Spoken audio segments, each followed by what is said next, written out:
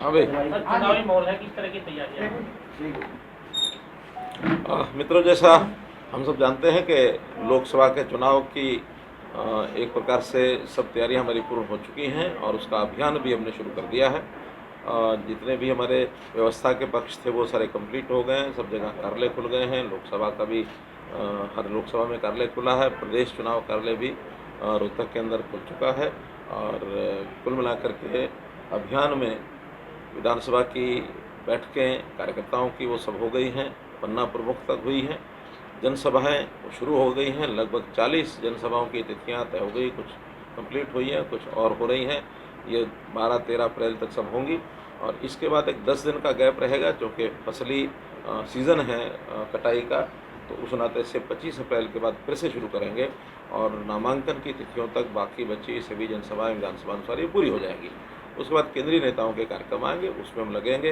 नामांकन का जो समय है 6 मई से पहले पहले सबके नामांकन हो जाएंगे और हमारे जो सभी कैंडिडेट्स हैं पूर्ण यानी एक प्रकार से पूर्ण तैयारी के साथ मैदान में डटे हैं, जुटे हैं।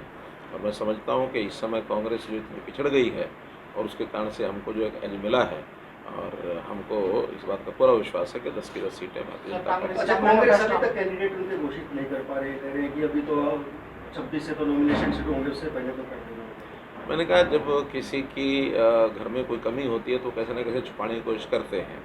आखिर कैंडिडेट तो जो आज घोषित करें, कोई चाहे 26 तक करें, लेकिन कैंडिडेट तो होना ही चाहिए। लेकिन वो होंगे इसलिए नहीं कि जो जूतम बाजार हो रहा है वहाँ कि कोई इधर खींचता है, कोई उधर खींचता है।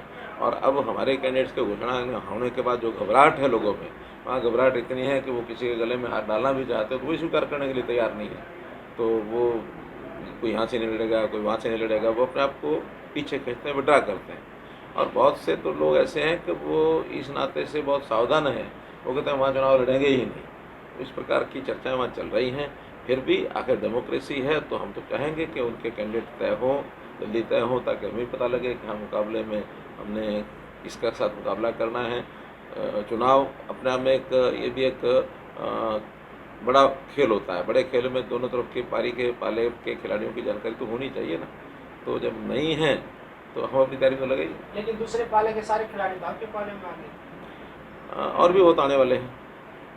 अब जिनको ये लगता है कि वहाँ कुछ है नहीं और वहाँ चुनाव लड़ भी लेंगे तभी कुछ बढ़ना नहीं है, बल्कि बहुत लोग ऐसे भी हैं जिनको यहाँ आके पता है कि यहाँ चुनाव नहीं लड़ सकते क्योंकि यहाँ तो पहले से बहुत हैं, तो भी वो यहाँ आने के लिए तैयार हो जाते हैं। हम पूछते हैं, या बाकी आप जैसे मित्र भी उनसे पूछते हैं कि वहाँ क्यों जा रहे हो जब यहाँ भारतीय जनता पार्टी में आपको स्कोप ही नहीं चुनाव लड़ने का।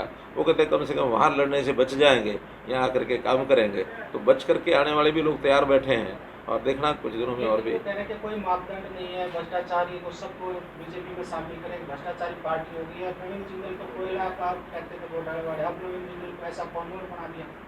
देखिए, ये हमको पता है कि कौन क्या है और कौन क्या है, इस नाते से वो हमको बताएंगे ऐसा नहीं है। आखिर भारतीय जनता पार्टी में जो लोग आते हैं, कोई ऐसा नहीं है कि भी उनके कोई सारी चीज़ें ठीक हो जाती हैं। लेकिन कांग्रेस में जो रहते हैं तो कांग्रेस के समय में कौन कौन क्या क्या करते रहे हैं हमें भी पता है। कांग्रेस में कोई अच्छे लोग नहीं है ऐसा बिल्कुल नहीं वो कहते, लेकिन कांग्रेस का जो नेतृत्व भ्रष्टाचारी है, उस भ्रष्टाचारी नेतृत्व से बचना है, जनता को बचाना, ये भी हमारा काम। कौन सी सीटें जिसको मान के चल रही है जहाँ ज़्यादा मेहनत करने की जरूरत है? देखिए, हमारे लिए सब 10 की 10 सीटें हैं, 10 में जीतेंगे, मेहनत भी 10 में करेंगे, क्योंकि मेहनत करना चुनाव में एक उसका एक हिस्सा होता है, अंग होता है। ऐसा नहीं है कि कोई चीज़ सीट हमने बहुत अच्छे मार्जिन से जीती हुई हम मेहनत नहीं करेंगे। चुनाव में वार्ड लेवल तक, बूथ लेवल तक, पन्ना प्रमुख लेवल तक मेहनत करना ये हमारा काम है, हमारे सिस्टम का एक अंग है। इसलिए अंत तक, आखिर तक पूरा काम करेंगे चुनाव के पोलिंग दिन तक। क्योंकि ये कहा जा रहा है कि कांग्रेस की तरफ से कि रोहतक की सीट जीतना इसलिए जरूरी है वो विधानसभा पे असर डाले। नहीं, हमारा तो जीतना तो सभी सीटें ज़रूरी है और सब सीटें जीतेंगे तो निश्चित रूप से उसका सब सीटों का ही प्रभाव विधानसभा पर आगे आता ही है, क्योंकि 4 महीने बाद ही तो चुनाव है। लेकिन उसका प्रभाव हो ना हो, आखिर नरेंद्र मोदी जी के नेतृत्व में एक बहुत मजबूत सरकार हमारी रहे। मोर देन 400 का जो हमने एक नारा दिया हुआ है, 400 पार का, 370 से पार तो बीजेपी जाएगी।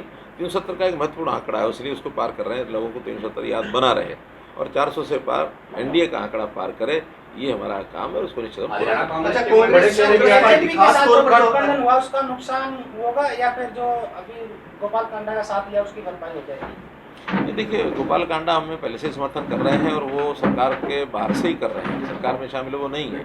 ये सरकार में शामिल थे तो सरकार से हटे हैं। पार्टियों का गठबंधन हमारा किसी भी पार्टी से नहीं रहा।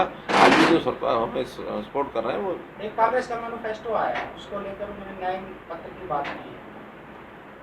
पहली बात तो ये है कि मैनिफेस्टो का महत्व तब होता है जब उनका कोई कैंडिडेट मैदान में आए। जब कैंडिडेट ही मैदान में नहीं है तो मैनिफेस्टो तो कागजी कार्रवाई है। उन्होंने क्या किया क्या नहीं किया मुझे मालूम नहीं है, वो भी बहुत जल्दी ये पढ़ करके उसके बारे में बताएंगे।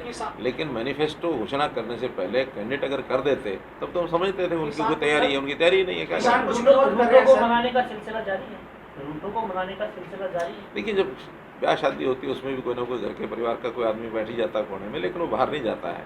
इसलिए बैठे हैं तो उनसे सारी बातें चल रही हैं। मैं लगातार 3 दिन से जो कार्यक्रम कर रहा हूँ तो कोई बड़ी सभाएं थोड़ी हो रही है। मैं व्यक्तिगत मिलना जुलना कर रहा हूँ और सब लोग काम में लगेंगे, जुटेंगे, कहीं कोई कठिनाई नहीं है। अच्छा सर, एक हरियाणा कांग्रेस का कोई बड़ा चेहरा भी आ रहा है जी बीजेपी जो आगे कांग्रेस के